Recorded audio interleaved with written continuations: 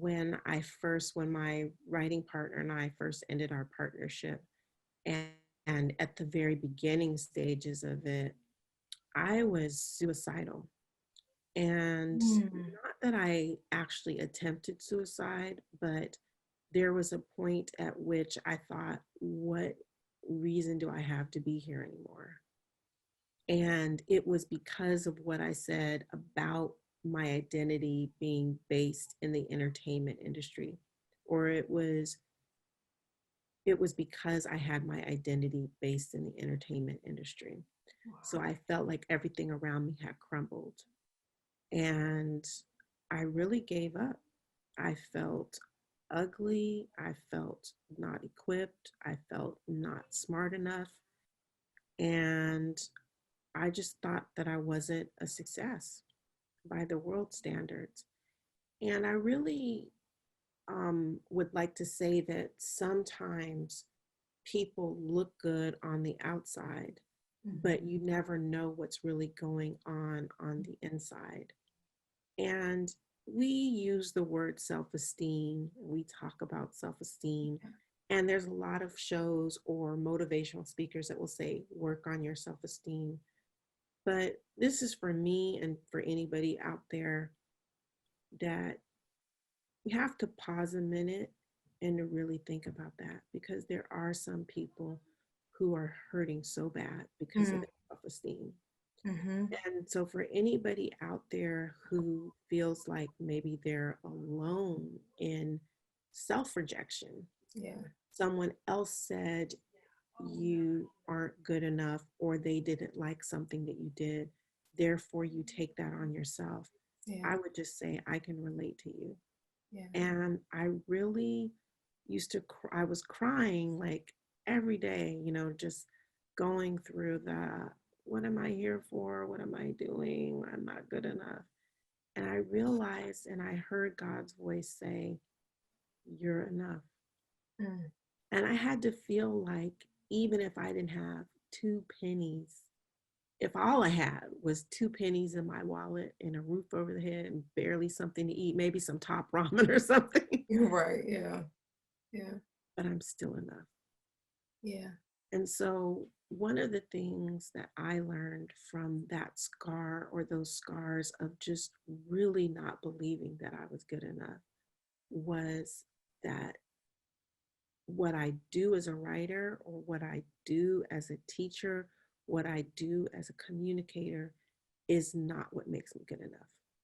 Mm. What makes me good enough is just simply that I am a creation of God, and God doesn't make junk. If I'm still here, I still have a purpose.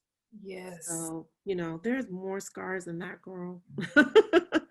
Body image, self-esteem image, Oh, things that where people on the outside will go, you're beautiful, you're smart, you're wonderful. yeah. And sometimes we have to encourage ourselves in that. Gosh, I'm so glad. Thank you for sharing. And when you say sometimes you have to encourage yourself, that is very real. That is very, very real, because what you're getting from the outside, I want people to understand you're getting a lot of information from the outside in. The world is telling you through social media, through traditional media, that basically you need to look like this, you need to have this, you need to be like this person, you need to have these things, you need to have come from this background, you have to have this level of education in order to be enough or to be someone. And that is not the truth. That is just not the truth. And I'm so glad that you shared what you shared, because nobody looked from the outside looking in. Like you said, would ever look at you and think that you thought that, had those experiences. They would say, okay, she's beautiful, she's intelligent, she's educated, and she is successful. And that was just in the cards for her, so to speak. That was just her destiny. I don't know what mine is because I don't look like her, or I haven't had that experience, or I haven't had this level of education. And it's just not true, because God made you the way you are Yeah. individually. Like, God needed you to be here. God was like, no, no, no, no, no. I want to show up in the world like this person. and to do things through this particular individual. And I'm just so glad that you shared that, because people just don't know what you done been through. They, you know what I'm saying? Like, just because you have a smile on your face, you put some little makeup on or something like that, people like, oh, child, she must just be good to go. Like, child, no. That's why I wanted this platform, because I want people to see the truth behind the everything else, behind the success, you know? So thank you so much. Sometimes I feel like, it's awesome if you have a produced credit, like what the Clark sisters is. It's my first produced credit. At a later point in my life, not when I first came out of the gate. That's amazing, but that doesn't identify me. Mm-hmm. That's not what identifies me. That's not where I Yeah. get my identity. My identity has so many more layers than that. I love that. I love that, because a lot of people do feel like their identity is based on their job, their title, how much money they make, their popularity, especially these days with social media, is like, how many likes and followers do you have? Yeah. And so, what would you say is the thing that has made, what would you say has really opened you up the most for success? Is it because you now feel like you know what your voice is, or?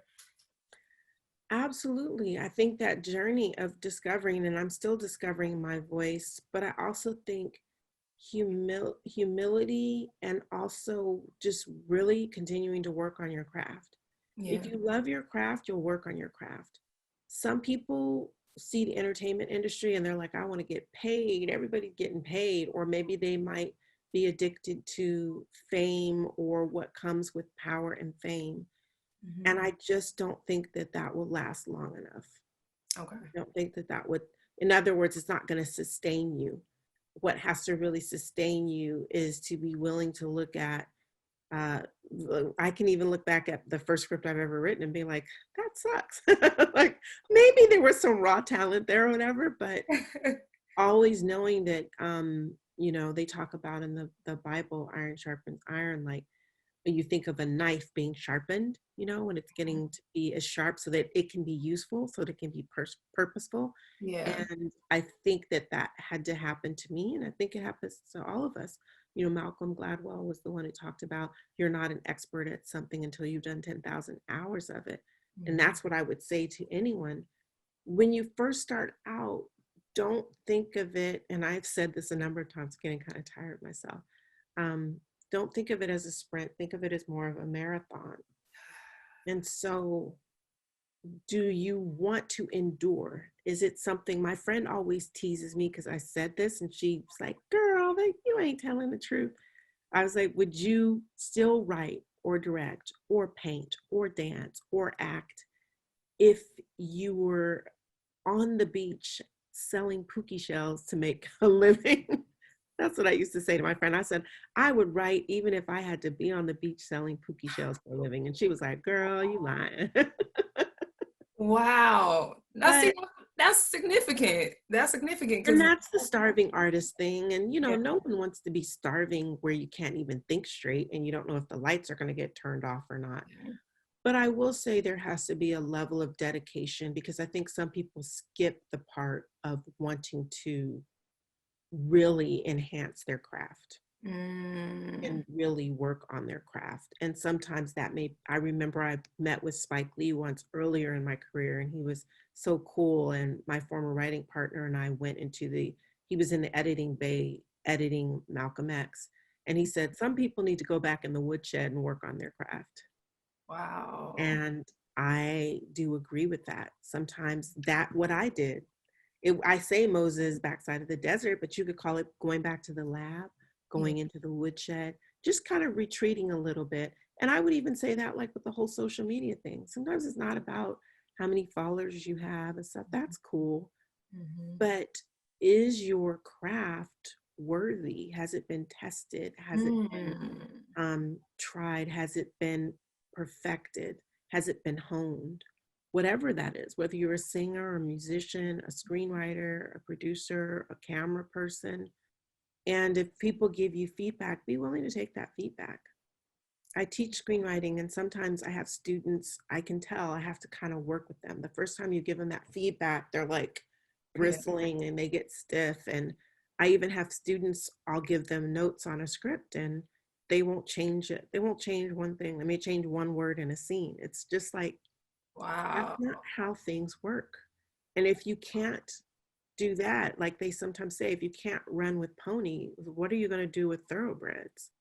You know, if you can't take a little bit of feedback or critique, positive critique from someone on a small level, or when you're in a training stage, what will you do when you're in a room with an Oscar winner, Robert De Niro, or an Oscar winning producer, or the producer of Wicked and La La Land, Mark Platt? What will you do? Because believe me, no one's just going to read the first draft of a script you've read or any kind of creative product that we might have and just be like, that's brilliant.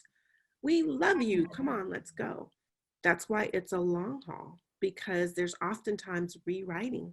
I tell people I often write 30, 40 drafts of a script of mine before it's ready to be seen.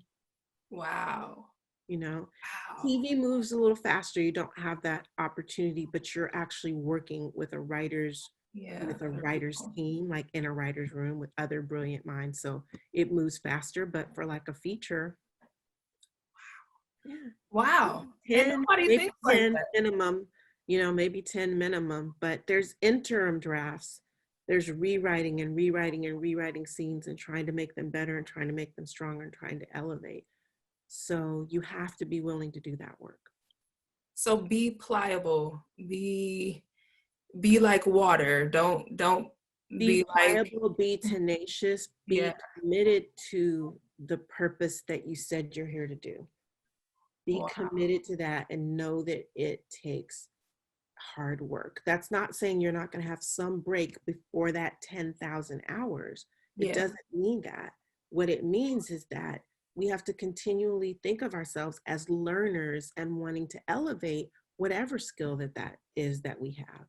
And I think that someone, if you're kind of lazy or if you want to coast, then I don't want to say the word lazy. Maybe some people are just passionless or they're not sure what they want to do yet. Mm-hmm. But I think that it's important to not say, this is what I want to do, this is what I'm going to do, and not be willing to put in the work. Wow. That makes all the sense. Absolutely. So would you say then that a person ever really arrives, so to speak? Because we're talking about this, you know, cultivating yourself and growing and learning and being a lifelong learner. So does this concept of arriving, does that even I happen? wouldn't say arrive. I think a person becomes assured. They become a sure hand. Someone like Martin Scorsese is a sure hand in his directing. He may not totally be arrived because we also as artists we're also subject to the critique of the viewers of whatever we see. So someone could say, I love The Irishman, and some people could be like, too long or not my flavor or it dragged or point. That doesn't mean that the filmmaker is not a brilliant filmmaker. That doesn't mean Martin Scorsese is not a brilliant filmmaker. But he's arrived because he's dope and he knows exactly what he's doing. He knows how he wants to set up his shots. He knows how he wants to work with his actors. J.J. Abrams is a brilliant TV writer, and he knows how to build a universe. He knows how to build a world. He writes and creates great projects and even supports and executive produces other amazing projects. Like I think J.J. Abrams was one of the executive producers on Lovecraft Country. Yeah. However, has the person 100% arrived? Not really, because again, art is subjective. Yeah. So while you can be an expert at something, which I think a lot of these people are, that still doesn't mean that you may not do something that doesn't land with your audience at some point, and maybe have to go back and sometimes go to the tool shed and rethink things.